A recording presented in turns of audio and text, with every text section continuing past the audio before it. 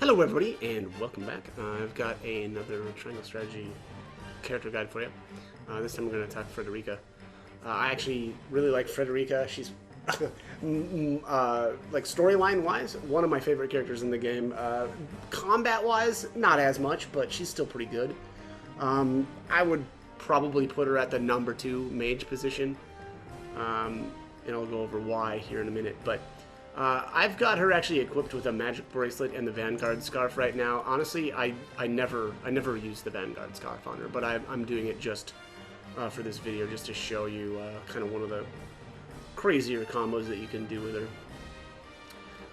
I've usually got her equipped with something else, like something that's going to bring up her ice resistance, which, what is... there we go.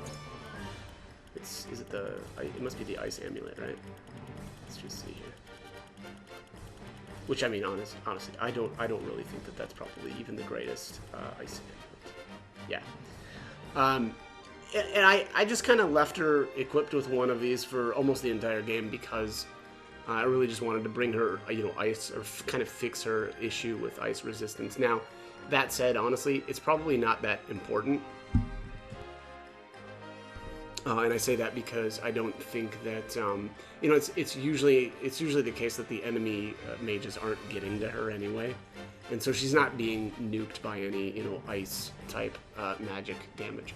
Every once in a while there'll be an archer here or there that's able to use an ice arrow, and that can kind of mess her up. But honestly, you're probably better off just going with some sort of speed accessory, because unfortunately her speed is only 25. Which is a little crummy. Certainly not the worst in the game, but she's, as most mages are, pretty bad when it comes to speed, so keep that in mind. Let's go over her stats before I do much more. And also, I should say, I've got her, equipped with a magic bracelet. Generally, all of my mages, I equip some sort of magic boosting or magic attack boosting accessory, right? Just... that's their deal. They're not going to be doing any sort of physical damage, so I would rather just, play to their strength. Now, unfortunately, though, the way that the stats work out in this game, they don't scale well, and so even by the time you get these magic bracelets, I mean, 3 magic attack isn't that great, but there isn't much else you can do, so... anyways, alright, so let's start here.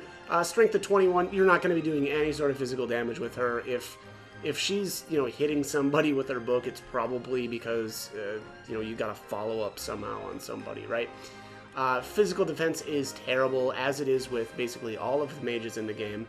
They are extremely vulnerable to physical attacks.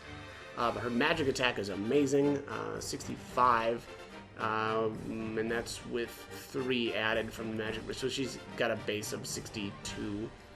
At level 50, that's probably with all of her weapon upgrades as well. 59 magic attack, or magic defense, I'm sorry. That's very solid. Again, though, same deal with all of the mages in the game. They've all got really good magic defense. Luck is terrible, but who cares? You're not going to be getting crits with her anyway. Accuracy, also same thing. 32, that's terrible, but who cares? You don't need accuracy because she shouldn't be meleeing anything. Speed, again, 25, pretty bad. I would honestly probably recommend just actually equipping her with some sort of speed accessory. Either a ring, right, if you're early on in the game, or an amulet if you're a little bit farther on. Evasion, terrible. She's not going to be evading anything. And then a jump of 2, which is pretty standard, and only 4 movement. So not great, when it comes to movement. So that's... a bit of a shame, but again, that's kind of standard for mages as well. They generally don't have that great of movement. Onto ability, so she's got Blessing of Fire, so this is what gives her a little bit more fire resistance. It's actually 30%, but unfortunately it lowers her ice resistance by 30% as well. Again, you can make up for that by equipping an ice amulet if you want. Her first ability here is Scorch, so fire damage, to all enemies within range and set the ground ablaze. A blaze is kind of nice, right? It's just a little bit of extra damage as long as the enemy, excuse me, if an enemy or, unfortunately though, an ally, walks into that square, they'll take a little bit of extra damage because of that. Next up here, and also I should say, pretty decent range and pretty good power. Scorch is a solid ability and hits, multiple enemies. Flame Shield. Raise an ally's fire resistance for 2 turns and grant them the ability to counter fire attacks. Now, I used to use this a lot on Eridor. His ability to counter really... Oh, hang on 1 second.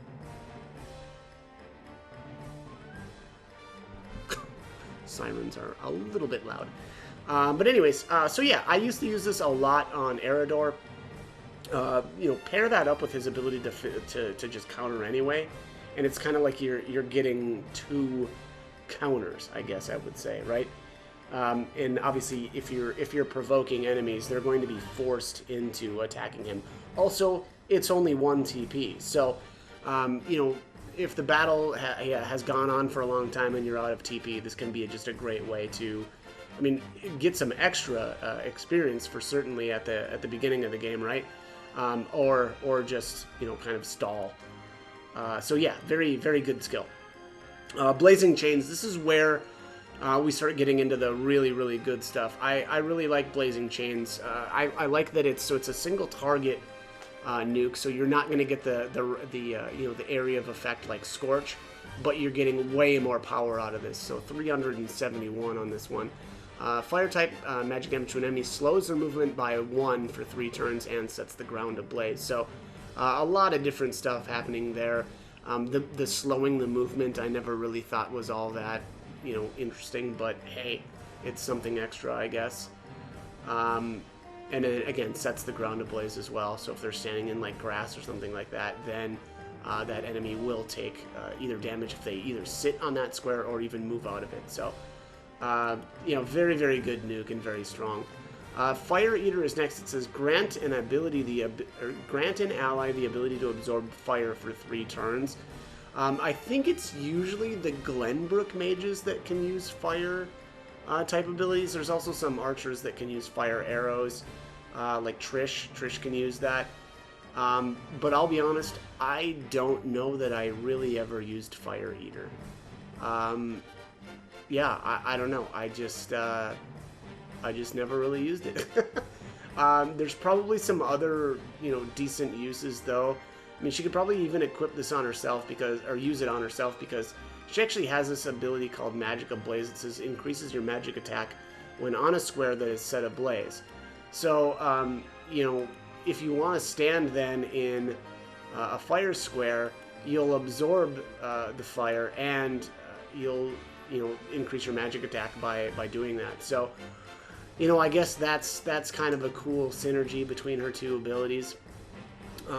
There's another character called Giovanna that, can use some attacks when she's standing on a square that's set ablaze as well. So that might work on her as well, or I guess it would work on her, right?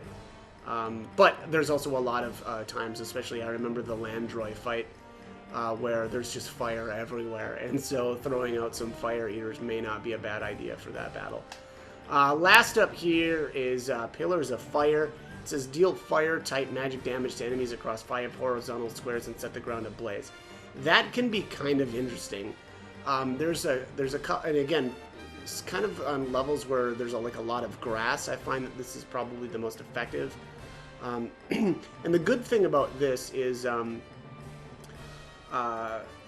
you can actually kind of dissuade enemies from coming towards you by throwing stuff like this out, right? If you can set up a line of fire, the enemies won't necessarily, not always, sometimes they'll go through it anyway, but most of the time the enemies won't want to go through it.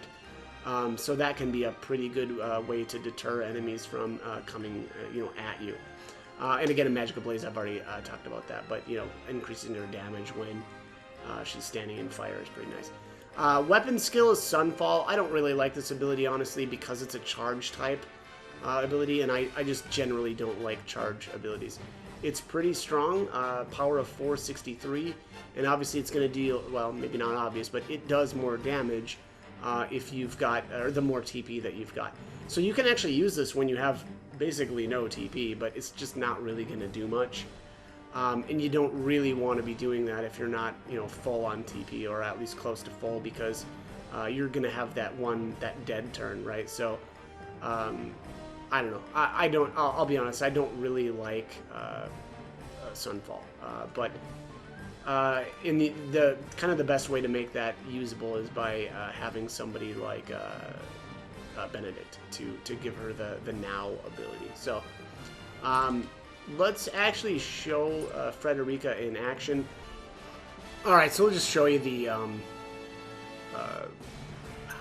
I guess I'll just do a sunfall here, but one of the things I'll do though is to use Battle Cry on Frederica just to cap her out on TP. Then I'm gonna move her. I guess we'll move her here. I don't know that I really need to, but yeah. So this will actually kill, because it's gonna kill everything. So I shall try my level best. And then let's do now with Benedict. So this is how to make the Sunfall work out really well, because if I were to just kind of let her be, most of this stuff would just move out of the way. But having a combo here with Benedict, who is crazy fast, we must stay vigilant. We'll just put her turn next. In tandem would work as well, but that's only a one-time deal, right? So you're not going to be able to do that multiple times in a battle. But there you have it. Keep in mind though, I don't know if that's viable like on level, because she's level 50 right now, and that's I think a level 23 mental mock battle, and that's not how I did that mental mock battle. I actually used Eridor a lot for that one, and which was actually kind of fun. But yeah, that's kind of one of the things, and honestly, I think that's the combo, right? There isn't a whole lot of combos with her, but you can either use Benedict to make her cast finish basically immediately, or you can use In Tandem right after her turn to give her, the following turn. And that'll make sure that you can actually hit stuff.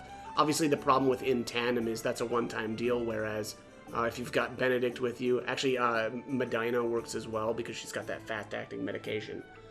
So multiple ways that you can do that, or pull that combo off. But she does need support if you want to try to do that kind of stuff. Otherwise, I think that she's pretty solid on her own because of the TP on kill. So let's take a look at her weapon skills now. First here she's got weapon damage, max HP, physical defense, magic defense, and then she's got increases fire damage dealt with clear weather. This is, I don't know if this is her best, like if it's weapon damage then clear skies. I think I would probably just go with the weapon damage, because at least then you're dealing more damage when in other weather conditions as well.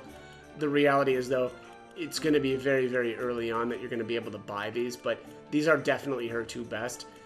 Normally when we're talking about hard mode, I really stress physical damage and magic defense. I'm sorry, physical defense and magic defense, because you need to play so defensively when it comes to hard mode. But with Frederica, she should be fairly safe as long as you're positioning correctly anyway. So you don't really need to rely on the defense. I mean, you shouldn't be taking hits with her. Yeah, sure, every once in a while it's going to happen, but you really want her just dealing more damage. So again, I would recommend going with the more like offense oriented weapon abilities, and then finish with HP up last. The next tier, so you've got your weapon potency, you've got magic attack by 1, and then you've got the ores, right? So you either go with scorch damage up, or you go with blazing chains damage up. Now, similarly to Corentin, I went with a single target, so his was Frosty Fetters. With Frederica, it's blazing chains. I prefer this because it's just really nice to have a spell that hits really hard. Towards the end of the game, you're almost one-shotting the shield bearers and the pikemen with this, and sure, it's nice to be able to do a little bit more damage to more targets that because Scorch can hit multiple things at once, but I really prefer to do more damage with one spell and go for kill shots. And that's kind of one of the great things about this as well, right? The fact that and here's the KO TP, so this is grants 1 TP when you defeat an enemy. This is probably the thing that you want to actually get first. That is just so good. It's the mages in the game have issues other than Corentin and honestly kind of Frederica. they've got issues with running out of TP. And, you can throw items at that point, but it's just not as effective in my opinion. And I think that, the KO TP is really, really nice. But that's kind of my opinion anyway, is I would go KO TP, then I would go Blazing Chains damage, then I would go with the weapon potency, and finish up last with the magic up.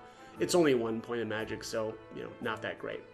And then as far as your tier 3 upgrades, I would go with the Sunfall first. That is it's a very strong attack if you've got enough TP to use it. And then I would do the magic 2 after. So that is Frederica. I really like her. Again, I think storyline wise, she's one of the best characters in the entire game. As far as combat, though, I still actually do prefer Quarantine just slightly to her, because he doesn't take as much support to be effective. So that is it. That is my opinion on Frederica, and as always, I hope the guide was helpful.